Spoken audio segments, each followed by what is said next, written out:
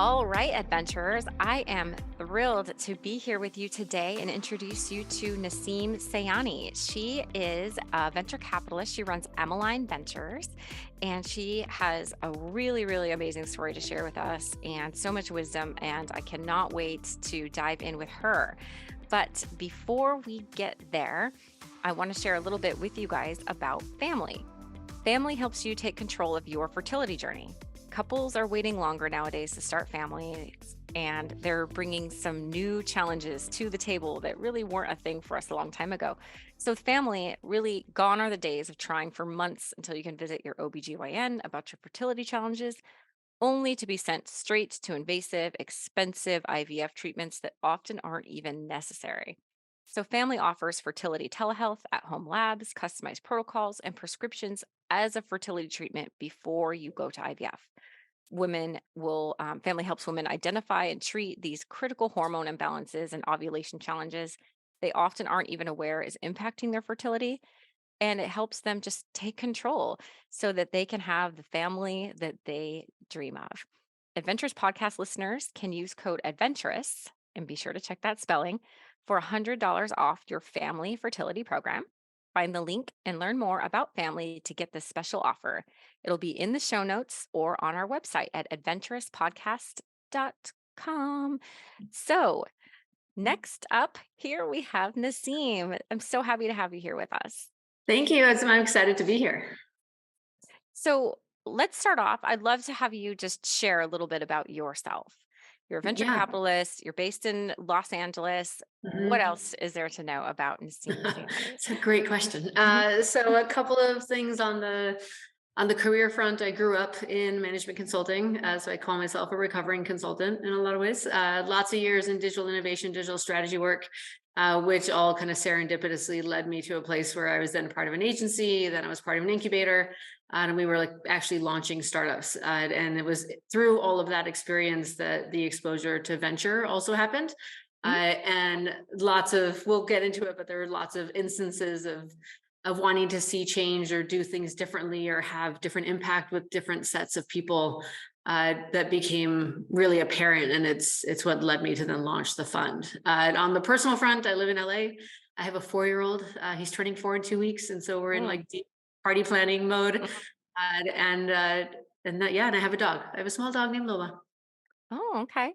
So I just talked about family. Mhm. I'd love to hear. I know this is a topic that you and I discussed very briefly just a couple of days ago. Actually, I think, I don't know. Time is not a thing in my brain, but about entrepreneurship, women, fertility, and Mhm. children.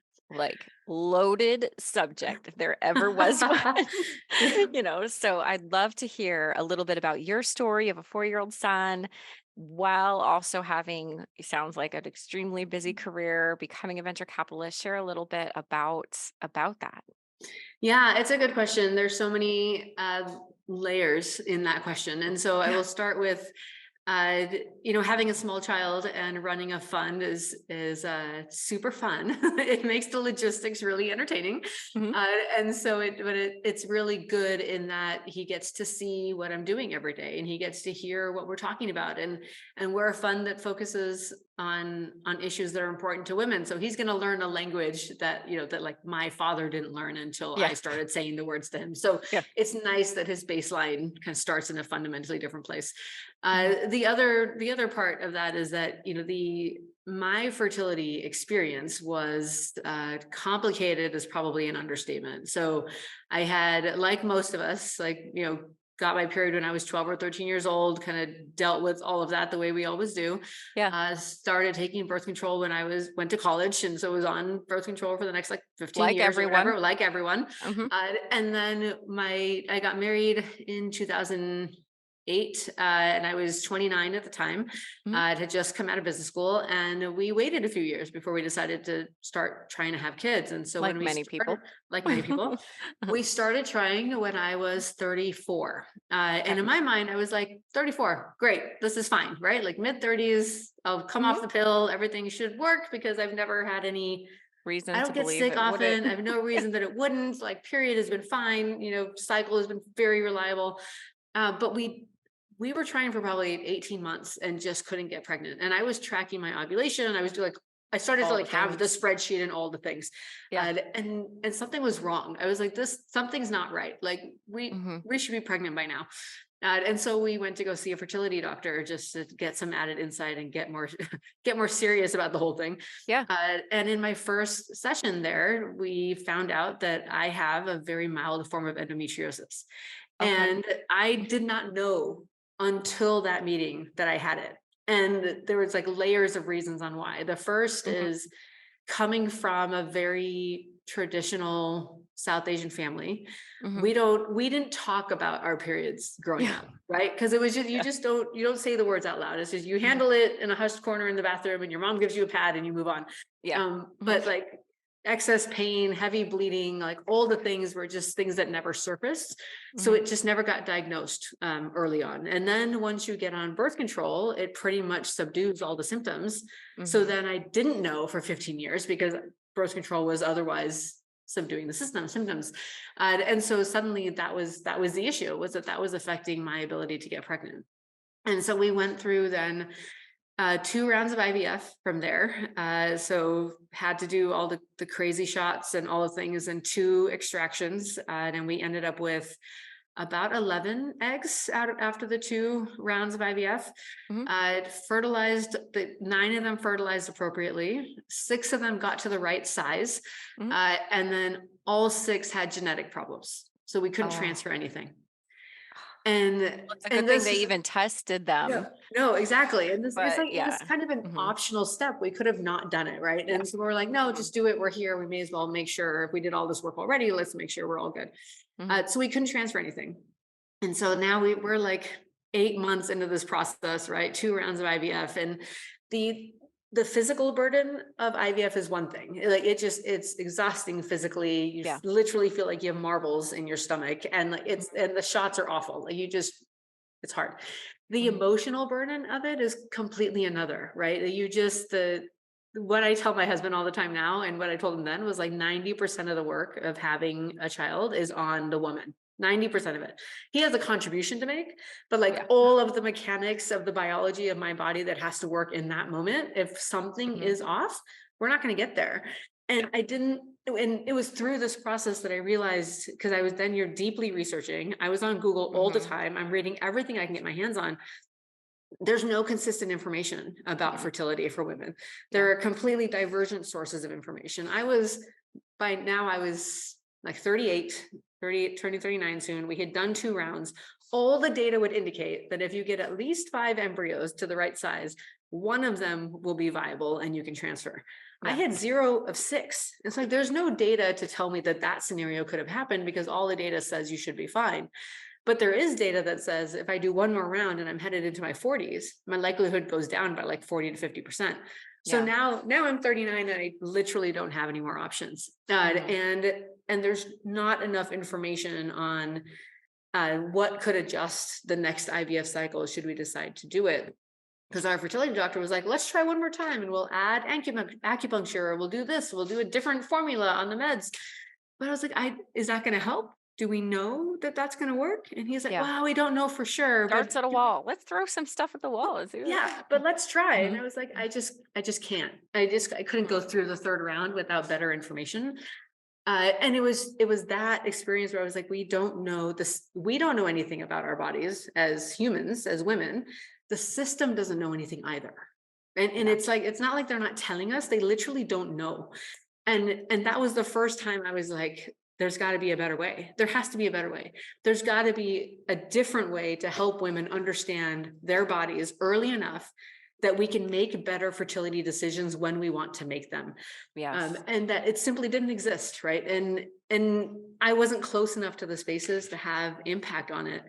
And so we ended up not doing a 3rd round of IVF. We ended up deciding to adopt. We got into an adoption process with an agency that a friend of ours had used. And we adopted, and now he's turning Mhm. 4 in 2 weeks. So it all ends in a really happy story. Yeah. But those couple of years going through all of that was like one of the Yeah. hardest things we've ever been through. My brother and my sister-in-law recently adopted a baby. He's a month and a half old now, and Oh, I just went amazing. yeah, I visited him last weekend for the first Yeah. time, and similar story, multiple rounds of IVF. Yeah. She had other things going on, but similar but different, Yeah. and I know for me, I was 35 and I took a modern fertility Mm. test. I was Mm. single, I was in a relationship, but Yeah. I wasn't really sure if it was the right relationship, and I was like, my window's closing, and I'm a little Mhm. worried here, and I'm not willing to Yeah. compromise, Yeah. and so I took modern fertility test, and it showed that I had low AMH, which Okay. is ovarian reserve, and I had a complete meltdown, like in bed Yeah. crying 4 days, like all this Yeah. stuff because I was like, and there was no information, almost Yeah. nothing, and Yeah. it was just moving me towards IVF. And funny enough, I ended up making friends with another VC named Ryan, who actually Mhm. has a fund called Fastlane Capital, and he Mm. was going through something, a fertility process with his wife, and he was very knowledgeable. And so he Yeah. started kind of saying like, "Hey, like this and that," and I looked. That led me through Google, of Okay. course, Yeah. looking at things to discover like, wait a minute, AMH isn't necessarily the only thing. And, I read all these things, and what I decided to do is say, I can take this into my own hands and give myself the Mm. best possible chance. So if I ever meet the right person, I gave Mhm. myself the best chance. And if it doesn't work, I at least knew I did everything. I went Mhm. on a specific diet, did it for years. I basically like Okay.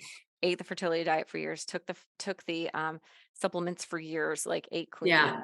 like really modified my lifestyle because I was like, this is the only chance that I'm gonna Yeah. have, but Yeah.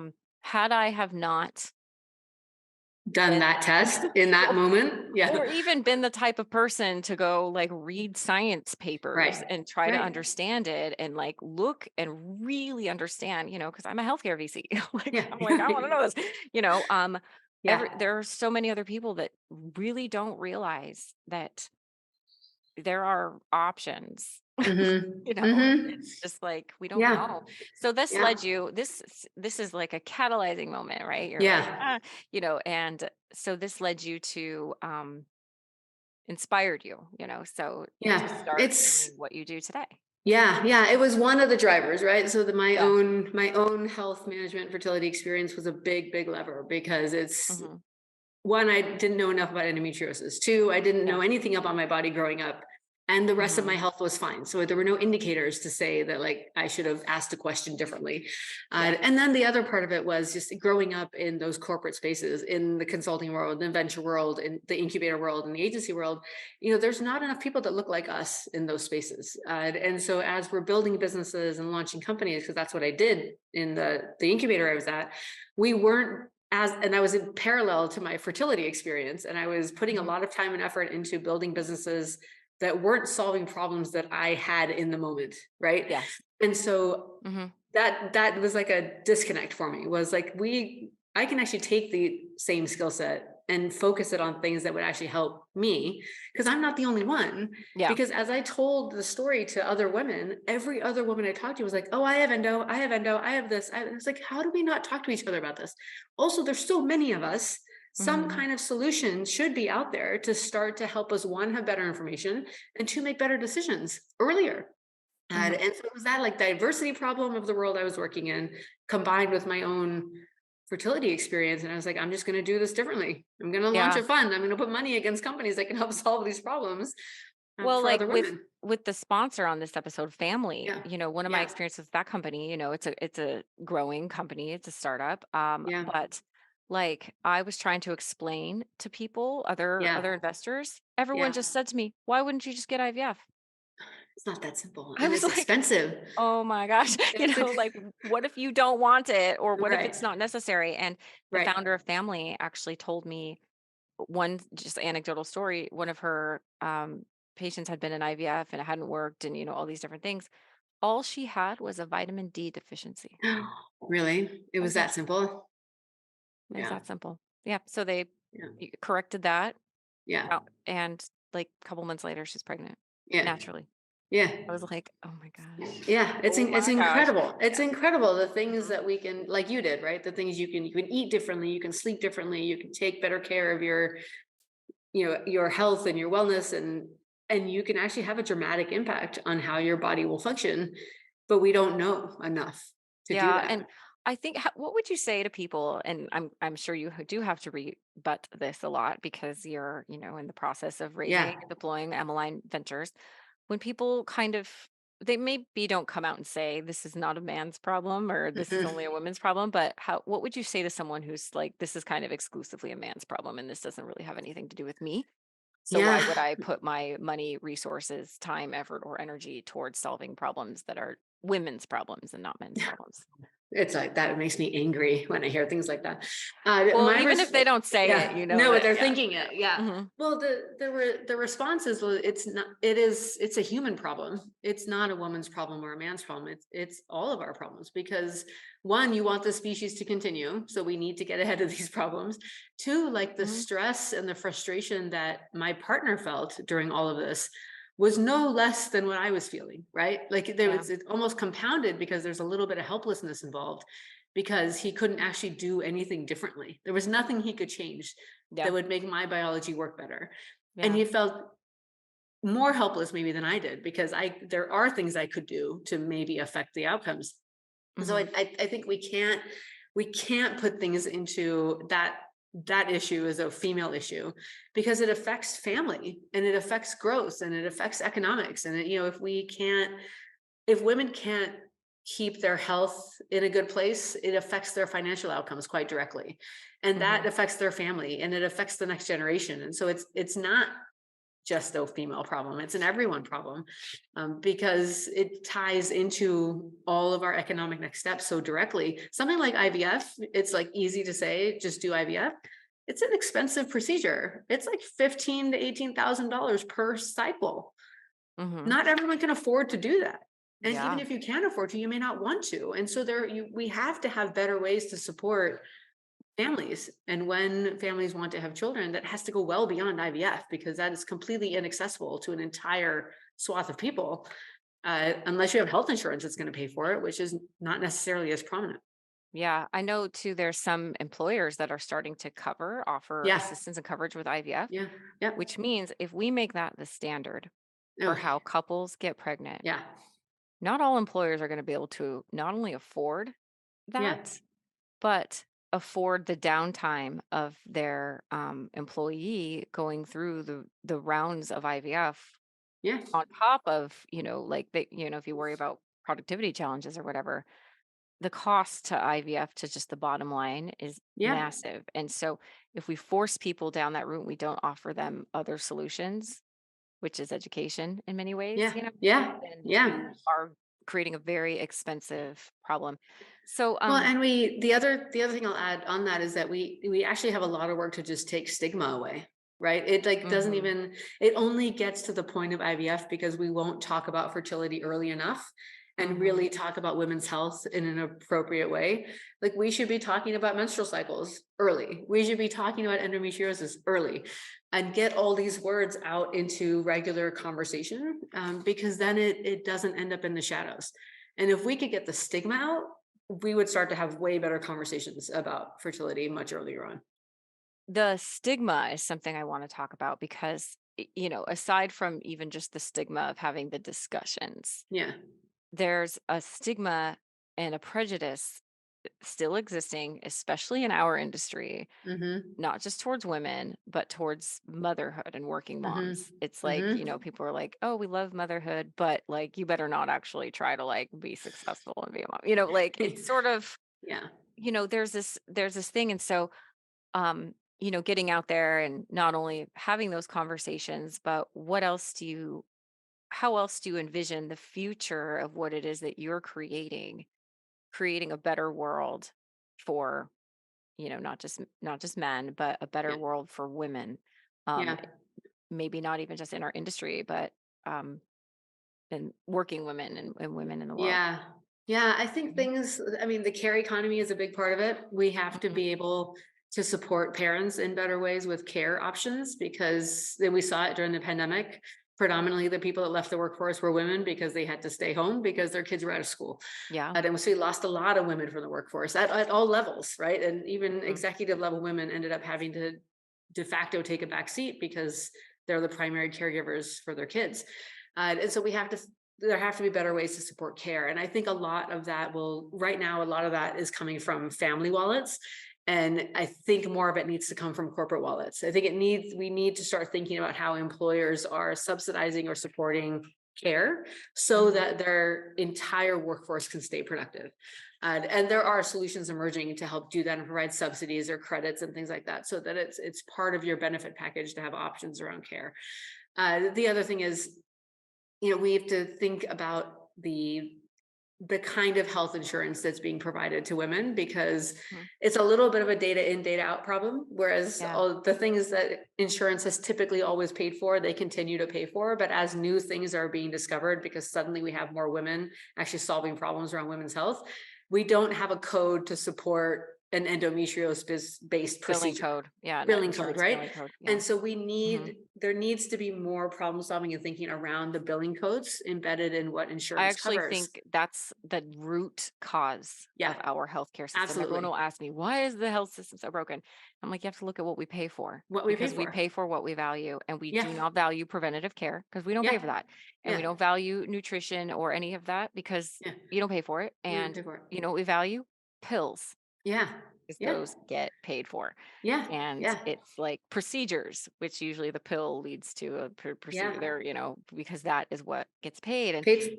And it's just, actually hospitals and the health system, it's almost to their advantage to see patients Right. chronic Well, they're in the because business they're of keeping people alive and a little bit sick rather than alive and healed because there's more money to be made.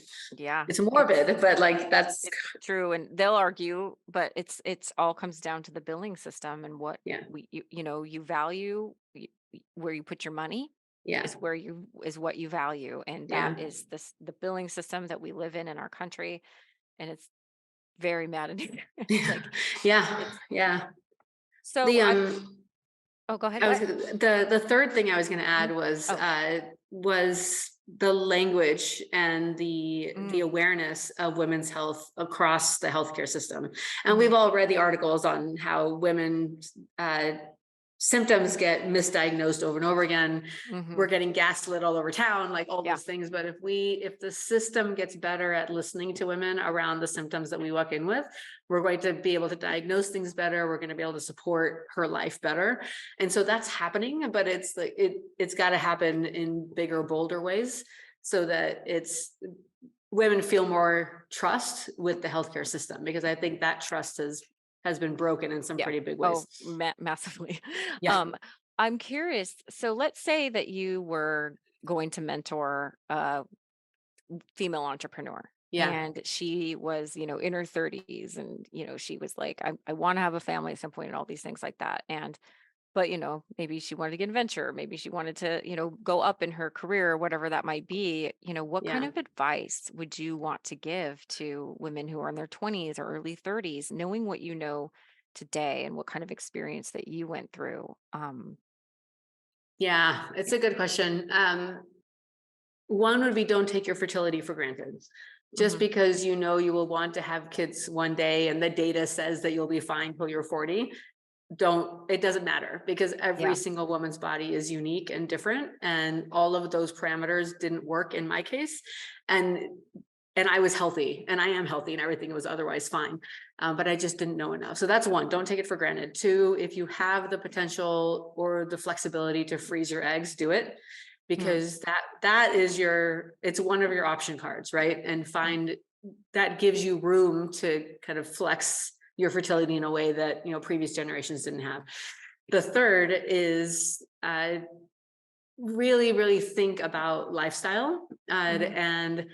and the things you eat and how you live and what you wear. And everyone's college is going to be college for everyone, and everyone's going to Yeah. do all the things they want to do, which is fine, and you Yeah. should, right? But I think really being thoughtful about how you maintain your health.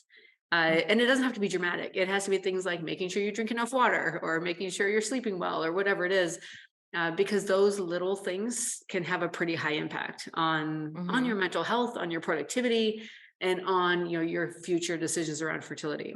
Even And things like endocrine disruptors, I yes, learned yeah, like yeah, regular perfume, oh yeah, like the it's stuff we all everywhere. love, it messes It's up your everywhere. hormones Yeah, in pretty big ways. A lot of yeah, chemicals that we use in the yeah. home. Like I cleaned out my whole house of chemicals.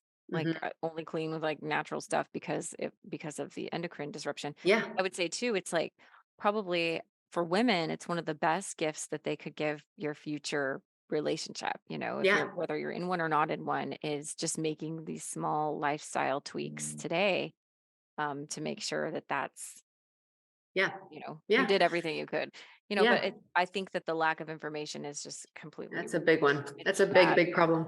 Yeah. Yeah. So when you look at what the future is, what's the Hmm. future that you would like to create with Emmeline? Or Oh, it's a great question. yeah. So, our thesis is focused in three places. So we invest in female founders, and we're looking for businesses that are helping women Mhm. manage their health, build their wealth, and live in a cleaner, safer world. So everything we're Mhm. talking about is embedded in that, right? It's women's Yeah. health is one big pillar. Financial services, things that are giving women real economic freedom, is a second big pillar. And then the third is a combination of content and climate, Mhm. because health and wealth for women, as I mentioned, are so deeply tied. And you have to wrap climate and content around that, because the things we read, the things we wear, the things Mhm. we breathe and sleep or whatever, like all of that affects how we live, and all of that Yeah. affects our health, and then our health affects our wealth and vice versa. So the world that we want to build with how we're investing in Emmeline is a world that's safer and cleaner and more aware and cognizant of what women's health requires and what our unique situations might be, such that we can make better decisions sooner. I want more information in women's hands when they're in high school, Yeah. and I want like sex ed to be a smarter, more inclusive Yeah. conversation, and not one with a diagram that Yeah. shows me where the uterus is, right? Like Oh, I'm laughing about it, I don't even think we learned that. I don't yeah. even And think we like had that. it's not about telling me all the risks. It's about telling me things I can do, and the questions I Mhm. can ask. And I just want, we want to build a world where women have more information sooner and in more thoughtful ways, so that they can make better decisions, so they can choose when they want to have kids. They can choose, how they want to build generational wealth, and when that starts, and how they're going to do it. Mhm. That's how we invest, is we're trying to make sure that everyone after us has more options than we had. I want to transition a little bit to your entrepreneurial Yeah. journey. So, um you went from consulting and things like that to in Yeah. the corporate world into basically being an entrepreneur. Starting a Hmm. VC fund is an entrepreneurial under activity.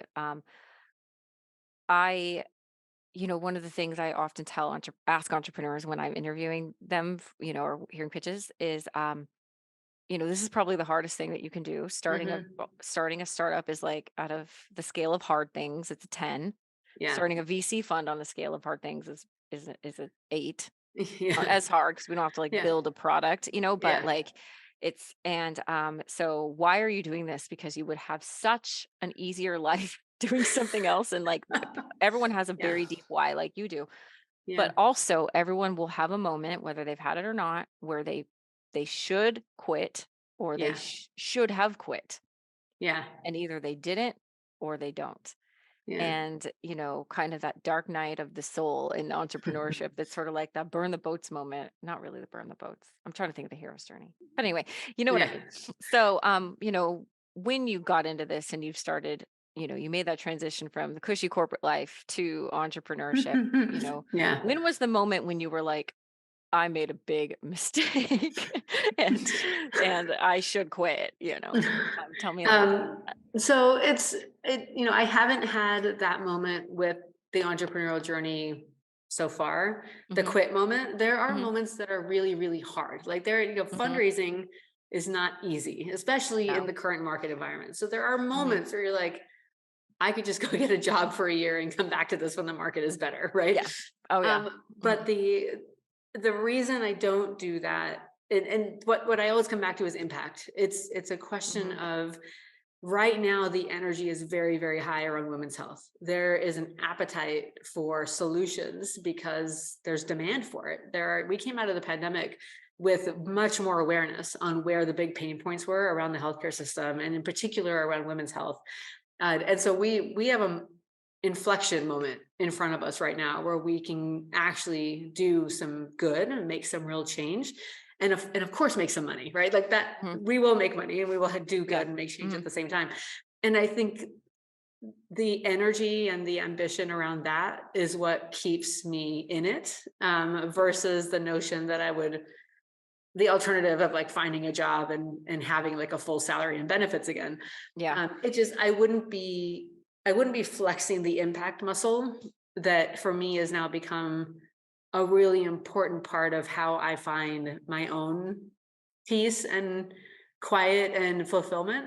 Yeah. And if I can't do those things, that I feel like I'm not doing enough. And I think in my previous careers, there were moments where I stayed in the consulting role probably a little too long.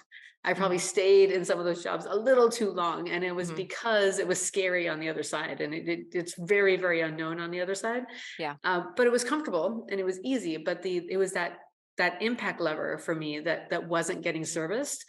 And now that it is, it's very hard to say that I could go do something else and still feel content with what I'm doing. Yeah. Yeah. I often hear a lot of people who are in the corporate world kind of yearning to get out of Yeah, it, but it's it's hard. fear on the other side, and the only thing you can do is just leap. You have to Yeah. just do it, and most people never do. I think we call those wantrepreneurs instead of entrepreneurs. Yeah. But I Yeah. used to tell people as well, and this rings true day in and day out for me, is this being founding a startup or running a fund or being an entrepreneur is it the money is not enough. Like, Mhm. it's not Mhm. enough to get you up every day. Like, I Yeah. do not get out of bed every day to make a buck. I don't. Yeah. Like, Yeah. it's almost one of the last reasons, Yeah. it's like when you wake up in the morning and you look at the ceiling and you just think to yourself, really? Yeah. Really? Again. I'm Yeah. gonna do this? Really?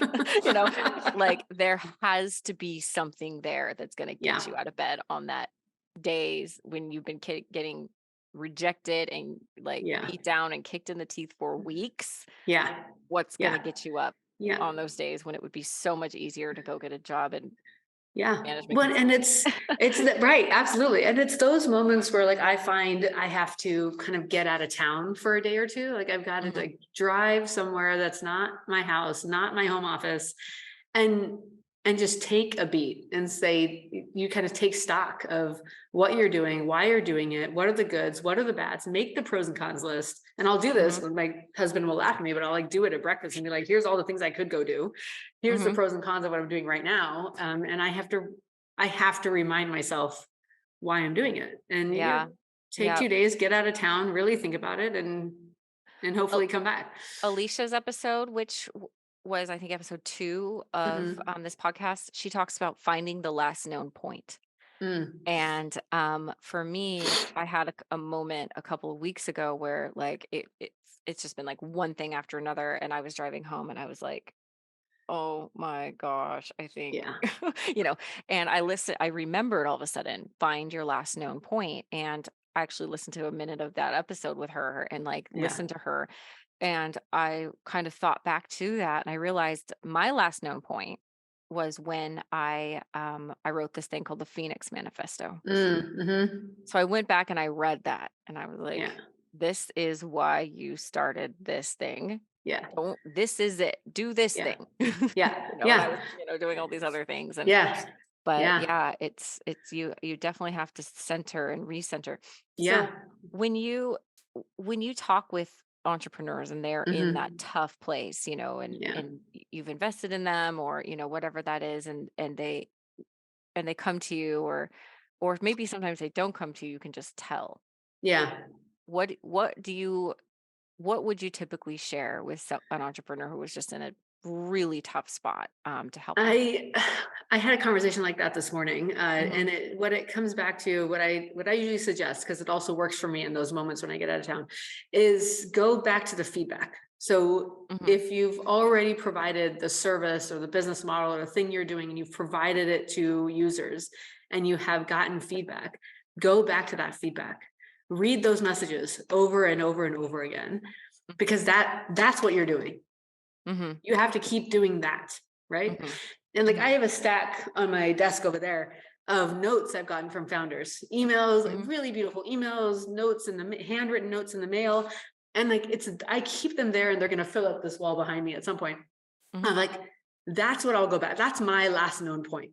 Mm-hmm. Here's the impact. Here's what we're doing that's different, that's bigger, that's bolder, that's creating change.